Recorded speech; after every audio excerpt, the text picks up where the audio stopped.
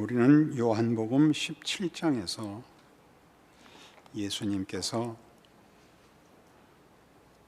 이제 죽으시며 그의 죽으심이 가져올 우리들이 얻게 될 은혜, 복, 영광, 기쁨들을 소개받고 있습니다. 내가 아버지 안에, 아버지가 내 안에, 그리고 너희가 우리 안에 있어 하나가 되려 한다. 아버지가 나를 보낸 것 같이 내가 너희를 보내요.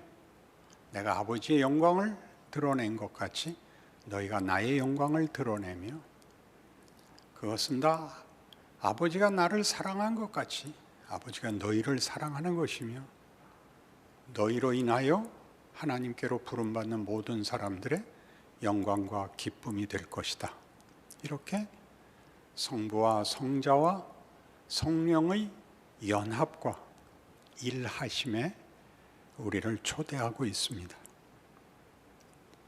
이 엄청난 축복들, 쓰여진 단어들만 해도 기쁨이며 영광이며 가장 긴밀한 연합이며, 그리고 복된 약속들이 결국 이제 18장에 와서 그의 사로잡힘과 죽음으로 끝날 것입니다. 여기에 우리 모든 신자들의 말하자면 어떤 신앙상의 그 어려움이 있습니다. 우리가 죽어서 천국 간다는 것도 다 믿고, 하나님이 우리를 사랑하여 그 아들을 보내셨다는 것도 믿고, 우리를 위하여 십자가를 지셨다는 것도 믿지만, 예수님이 죽으심으로 끝나버린 이 사역의 증인이 된다는 것이 우리 현실 속에서 우리의 기대와 같은 보상이 없는 어려운 인생을 살아야 한다는 것이 신자들에게 어렵습니다. 게다가 믿고 난 후에 바로 천국으로 불려가지 않고 감격과 진심의 고백을 했으나 현실 속에서 만족스러운 신앙생활을 할 수 없다는 것이 또한 우리를 두렵게 합니다. 그래서 믿는 자나 믿지 않는 자나 그 생활 속에서 두려움과 걱정 속에 있는 것은 우리가 당연시하지만, 신자가 되어가지고도 현실이, 그리고 신앙생활이 만족스럽지 않다는 것은 우리에게 늘 풀리지 않는 수수께끼 같고 꺼내놓을 수 없는 어떤 어려움이 되곤 합니다. 그러나 이 문제는 매우 놀랍게 우리의 하나님께서 우리를 부르시고 우리를 세상에 내보내시는 일이, 성자 예수께서 그가 이 세상에 오셔서 시간과 공간에 잡혀 육신을 입고 우리와 동일한 고난을, 어려움을, 반대를, 유혹과 시험과 도전을 받는 속에 그의 생애 전체에 걸쳐서 내가 아버지의 기쁘신 뜻을 행함으로 기쁨이 충만하고, 아버지께서 나를 인하여 영광을 받고 내가 죽는 것이 나에게도 영광이다 라는 표현, 그 표현으로 우리를 어떻게 부르고 있는지 연결해야만 우리는 우리의 이 두려움들과 우리가 풀지 못하는 이 문제, 하나님은 왜 이를 이렇게 하시는가, 예수의 뒤를 이어 세상에 보냄을 받는다는 우리의 현실이 어떻게 영광된 것인가 하는 문제를 풀어내야 하는 것입니다.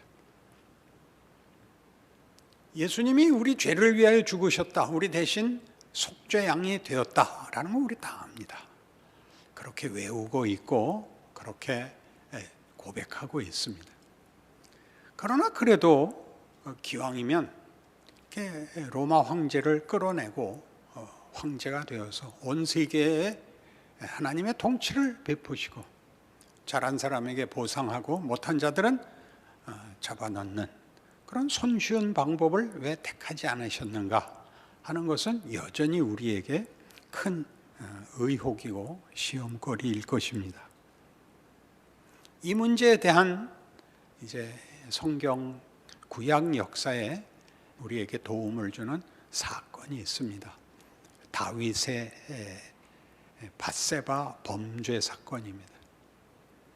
다윗은 훌륭한 왕이고 훌륭한 하나님의 사람이지만 옥의 티 정도가 아니라 그의 생애 전체를 이렇게 꺾어버리는, 그의 명성을 묻어버리는 중한 범죄를 짓게 됩니다. 그리고 거기에 대한 회개가 시편 51편에 자세히 기록되어 있습니다. 이 시편의 회개는 아주 중요한 몇 가지 요약해야 할 대목들이 있는데, 가장 중요한 고백은 저는 죄악 중에 출생하였습니다라는 고백입니다. 그러니까 다윗의 이 고백은 우리가 회개를 할 때 제가 잘못했습니다, 이 죄를 용서해 주십시오 하는 식의 회개가 아니라 저는 죄로 만들어진 존재라서, 제 존재는 그 본질이 죄밖에 없어서 다른 선택의 여지가 없는 존재입니다 라는 고백입니다. 그러니까 우리가 보통 말하는 잘못을 회개해서 용서를 받는 게 아니라 제 존재가 잘못된 존재이니 어떻게 하면 좋겠습니까? 라고 묻는 것입니다. 그래서 뒤이어 나오는 것이 정한 마음을 창조하여 주옵소서 라고 간구하게 됩니다. 그러니까 죄밖에 없으니까 최선을 다하면 죄를 안 짓는 것이 다이지, 선하고 의롭고 가치 있는 것은 선택의 여지 자체가 없는 것입니다. 그 존재 안에 선과 의와 무슨 보람과 자랑이라는 것은 선택 자체가 불가능한 것입니다. 그것이 없기 때문이죠. 이것이 다윗의 회개입니다. 존재론적 회개라 그랬습니다. 그러니까 회개가 용서를 받는 게 아니라 지금 이 회개는 내가 누군지를 아는 것입니다. 내가 누군지를 아는 것이고, 이 기도를 할 수 있는 이 뉘우침이 용서 이전에 본질적인 존재 자체의 문제인 것을 해결받기 위하여 그가 하나님 앞에 이걸 꺼내놓을 수 있는 이유는 하나님만이 이 문제를 해결할 수 있는데, 어떻게 해결하느냐 하면 하나님께서 구하시는 제사는 상한 심령입니다. 그러니까 이미 은혜를 받은 거죠. 그러니까 이 하나님이 누구인지를, 그가 은혜를 베푸시는 이요, 그러니까 죄를 용서하는 분인 줄 알지 못한다면 이 고백은 할 수가 없는 것입니다. 나는 나쁜 놈입니다, 다시는 안 그러겠습니다가 회개이지, 나는 나쁜 놈입니다, 마음대로 하세요, 저는 놔주면 또 그럴 겁니다, 저는 다른 건 할 줄 몰라요는 회개라고 아무도 안 합니다. 근데 다윗의 회개는 그겁니다. 나는 나쁜 놈입니다, 나는 선택의 여지가 없습니다, 나를 도와주시면 난 또 죄밖에 지을 수가 없습니다, 나를 고쳐주십시오. 이렇게 한 기도가, 회개의 기도가 시편 51편이죠. 그런 의미에서 이제 요한복음 13장에서 17장에 이르는 이 마지막 자리에서 예수님께서 자기의 생애와 그 생애의 의미와 목적과 그것으로 인하여 우리에게 주어지는 은혜에 대하여 이렇게 얘기합니다. 요한복음 13장 34절이죠. 새 계명을 너희에게 주노니 서로 사랑하라입니다. 이것은 새로운 계명이라는 것이 여태껏 없었던 덧붙여진 명령이 아니라 그전엔 할 수 없었던 것입니다. 다윗의 예를 들자면 다윗 안에는 사랑이라는 건 없습니다. 탐욕은 있을 수 있지만, 욕심은 부릴 수 있지만 그러나 사랑을 할 수는 없는 존재였습니다. 거기에다 대고 말하는 것입니다. 너희는 모두 죄인이 되어 너희 안에는 선함과 보람과 가치와 당연히 영광과 명예라는 것은 너희에게 일어날 수 없다. 할 수 없다. 그러나 이제 할 수 있다. 내가 너희로 그렇게 할 수 있게 하기 위하여 왔고 이제 죽노라. 그것이 이 17장에서 이렇게 완벽하게 그 절정을 이루죠. 어떻게 됐다고요? 아버지께서 나를 사랑하는 것까지 내가 너희를 사랑하고 내가 아버지께 순종하는 것까지 너희가 나에게 순종할 수 있다. 이 순종의 필요는 영광과 승리와 기쁨은 아버지께만 있는 것이고 너희는 만들 수 없는 것이었다. 그러나 이제 아버지께서 나를 보내서 아버지가 내 안에 내가 아버지 안에서 누렸던 평화와 기쁨과 영광을 너희와 함께 누리기를 원하여 나를 보냈고 나는 그 일을 이루기 위하여 기꺼이 그 뜻을 따라 이제 죽는다. 이렇게 되는 겁니다. 그래서 새 계명은 그전에는 할 수 없었던 것, 선택의 여지가 없었던 것이 이제 새로 생겨난 것을 말합니다. 그래도 한 가지 문제가 남죠. 하필 왜 죽으셔야 하는가? 말로 하시지, 그렇죠? 그냥 어떤 권능으로 그렇게 우리에게 새로운 힘을 주시면 되지 그것이 왜 하필 십자가냐 하는 문제가 나오죠. 여기는 아주 성경이 가르치고 싶어 하는 대목에서 아마 신자들이 제일 이해하지도 못하고 받아들이기도 싫어하는 내용이 될 것입니다. 따져봅시다. 이 밧세바의 범죄는 이런 내용이 자세하게 다윗을 일깨우는 하나님의 방법이 긴 시간, 긴 사건에 걸쳐서 일어나죠. 밧세바를 데려다가 범죄를 하고 그 범죄를 덮기 위해서 그의 남편을 전장에서 불러다가 덮으려고 하는데 그가 말대로 되지 않자 그를 다시 전장터에 보내서 맨 앞장에 세우고 공격하다가 가장 치열한 전투에서 부대를 뺍니다. 요압이 그렇게 하죠. 다윗의 명을 받고. 그래서 홀로 남은 우리아는 죽고 맙니다. 그러나 다윗은 자기가 뭘 하고 있는지를 모릅니다. 나단이 찾아오죠. 어떤 성에 두 사람이 살고 있는데 한 사람은 부자라. 그가 기르는 양이 수천 마리다. 그런데 어느 날 손님이 찾아오자 그는 자기 양떼 중에서 하나를 골라서 손님을 대접하지 않고 이웃에 있는 가난한 이 한 마리의 새끼 양을 기르고 있느니 그 양을 자식처럼 기르는 그 양을 뺏어다가 손님을 대접했다. 다윗이 듣자마자 분노합니다. 어찌 내 나라에 그런 백성이 있단 말이오. 하나님을 두려워하지 않고 이런 범죄를 저지른단 말이오. 그놈을 죽이시오. 4배나 갚으시오. 나단이 이 간단한 말을 하죠. 당신이 그 사람입니다. 이 당신이 그 사람입니다 라는 말은 성경에서 아주 촌철살인같이 등장하곤 합니다. 여기 예수님이 이렇게 말하죠. 너희가 왜 왔느냐? 나사렛 예수를 잡으러 왔노라. 내가 그니라. 이렇게 등장합니다.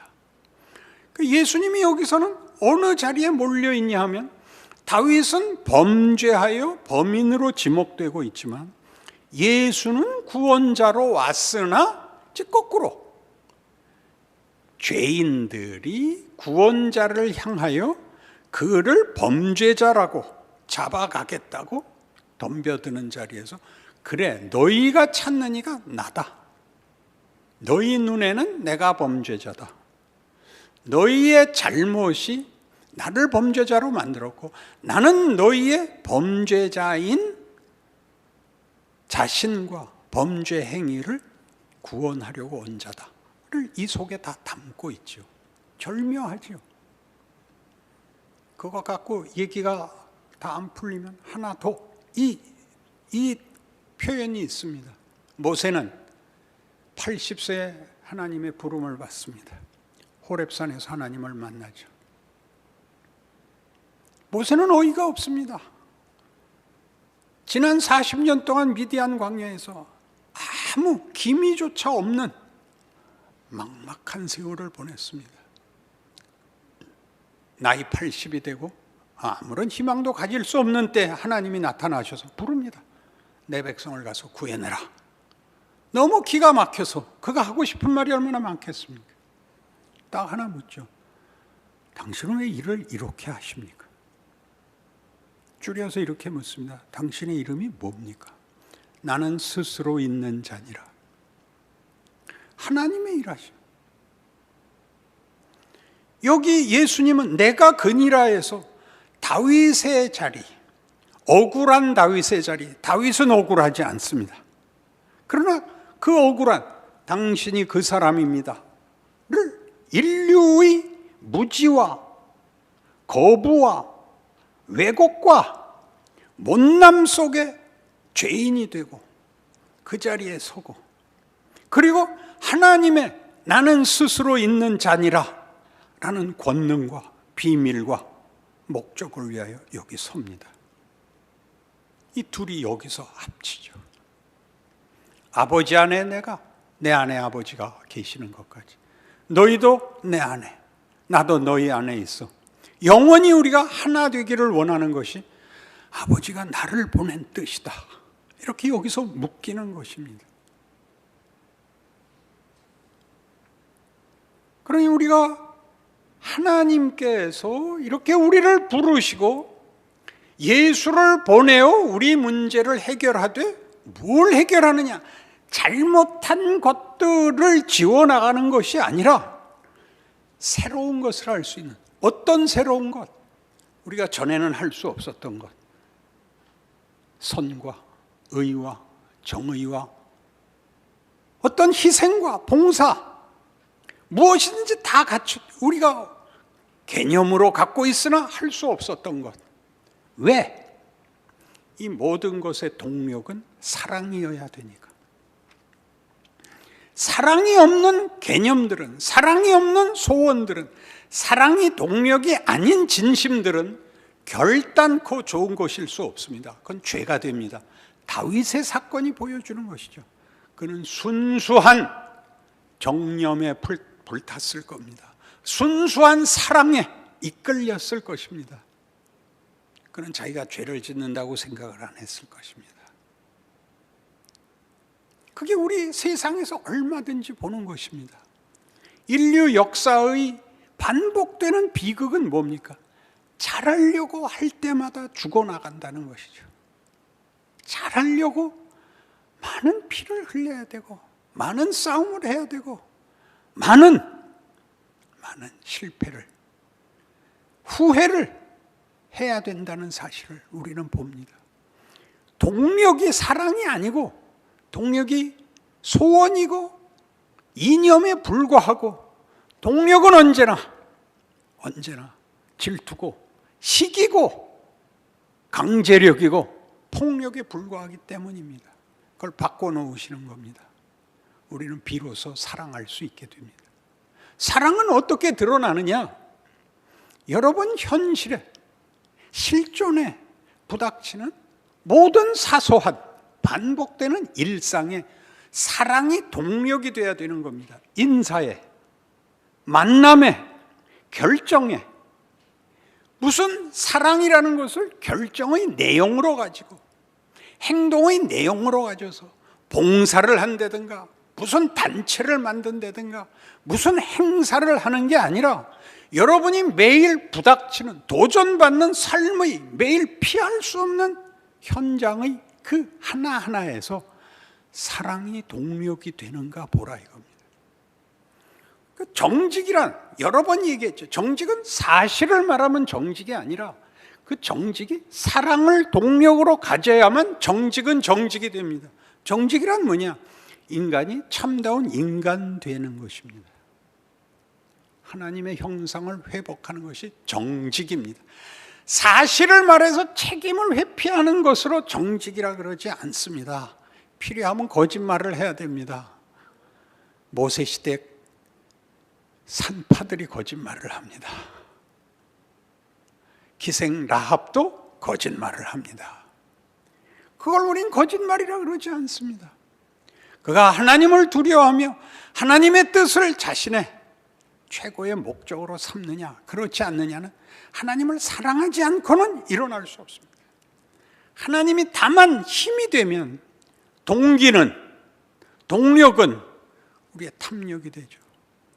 우상숭배는 뭘 우상숭배라고 하느냐? 하나님 외에 다른 신을 섬기는 게 아니라 성경에서 이렇게 얘기합니다. 탐심은 곧 우상숭배니라. 무슨 뜻이에요?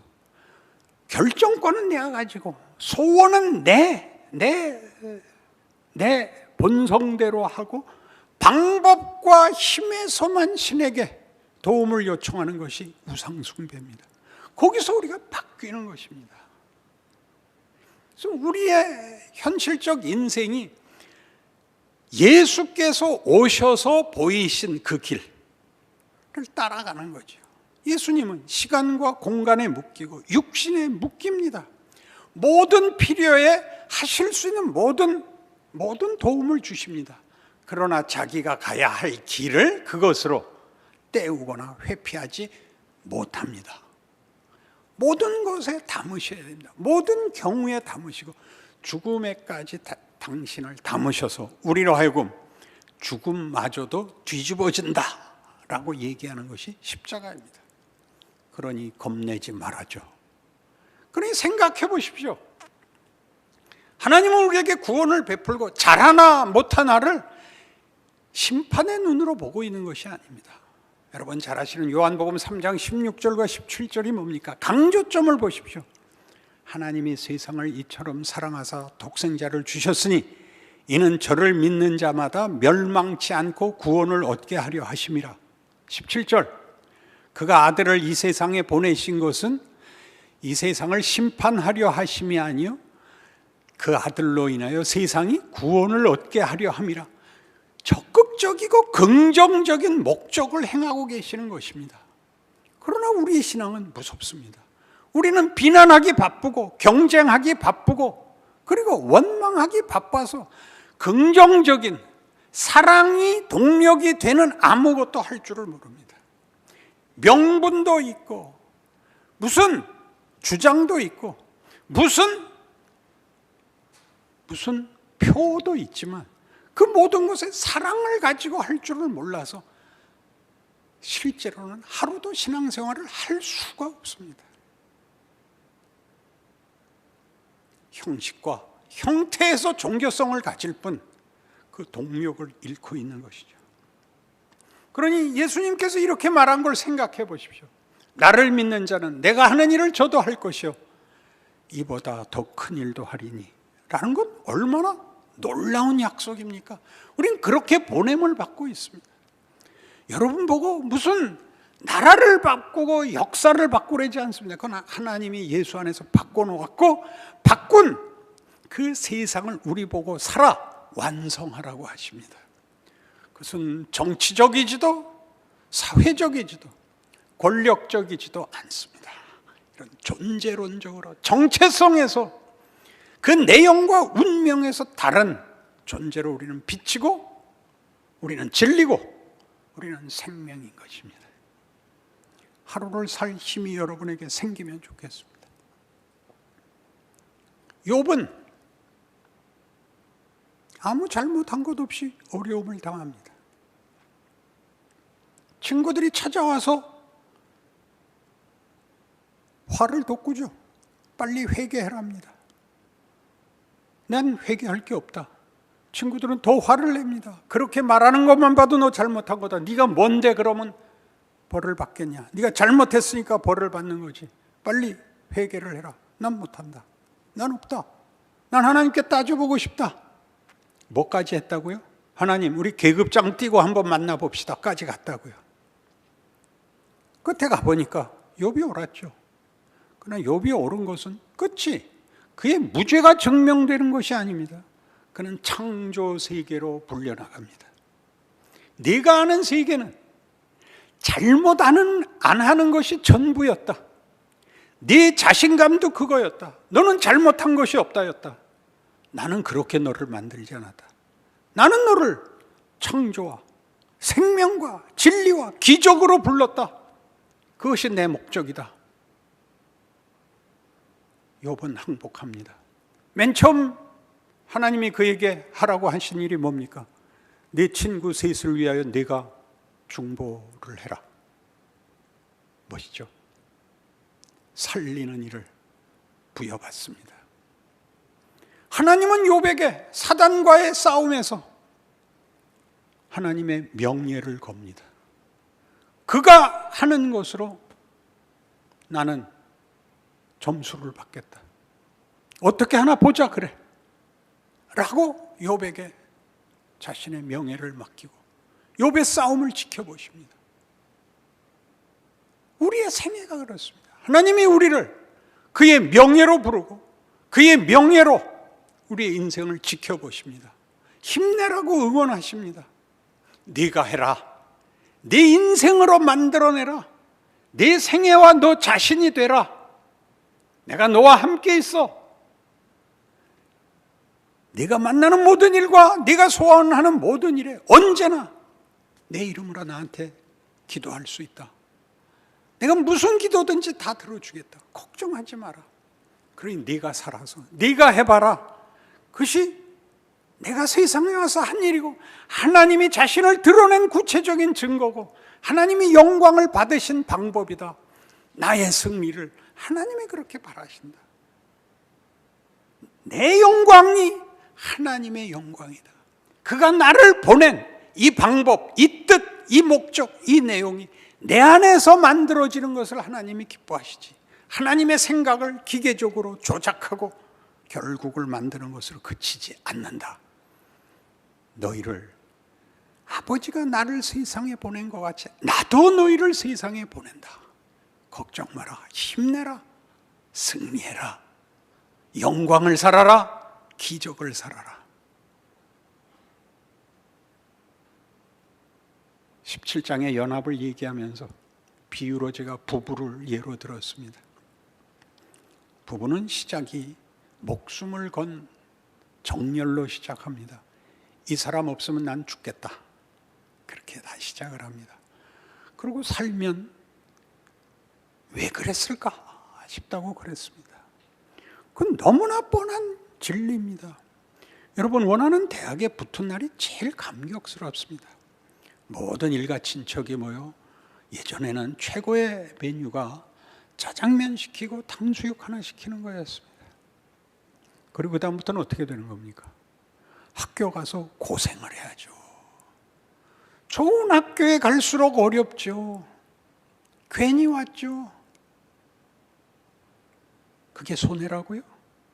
학교에 입학 통지서만 받고 공부는 안 한다고요? 그렇게 생각하는 바보는 아무도 없습니다. 그러나 희한하게도 이 자명한 진리가 예수 믿는 사람들에게 적용되질 않습니다. 부부로 살면 뭐가 그럼 생기죠? 비로소 남자와 여자가 됩니다. 그래서 무슨 성구별을 얘기하는 것이 아닙니다. 자기 책임을 질 줄 아는 어른이 됩니다.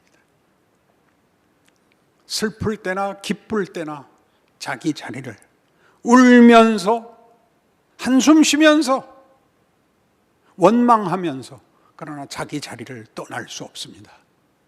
그것은 실력이기도 하고 운명이기도 한, 그래서 훌륭해지는 하나님의 방법입니다. 마치 요셉이 옥에 갇혀 선택의 여지 없이 그 발에 착고를 차고 그 몸이 쇠사슬에 매여 할 수 없이 감옥 생활을 10수년 해야 되는 것과 같이, 그래서 원치 않고 상상치 않고 이해할 수 없었던 그 과정이 총리라는 한 나라의 지도자와 책임을 질 수 있는 실력이 만들어지는 것 같이 하나님의 일하심은 그토록 놀랍습니다. 이제 알았으니 여러분, 하루하루를 복되고 충실하고 넉넉하고 그리고 기쁨과 자랑으로 살아내시는 그런 인생이 되시기를 바랍니다. 기도하십시다. 하나님 아버지, 우리의 인생은 예수 그리스도의 피로 값주고 사신 인생입니다. 복받으라고, 하나님의 영광이 되고 찬송이 되라고 부름받은 인생입니다. 무얼 겁을 내겠습니까? 울어야 하는 날도 있고 한숨을 쉬어야 하는 날도 있겠지만 그것은 힘든 것이지 그것은 잘못된 것도 아니고 그것은 절망일 수 없습니다. 우리의 하루의 인생의 자질구레한 나날들을 사랑으로 메꾸는, 채우는, 쌓아 올리는 기적과 기쁨이 예수 믿는 생에 얼마나 놀라운가 각자 스스로 경험하고 스스로 확인하는 기쁨이 우리에게 있게 하여 주시옵소서. 예수님 이름으로 기도합니다. 아멘.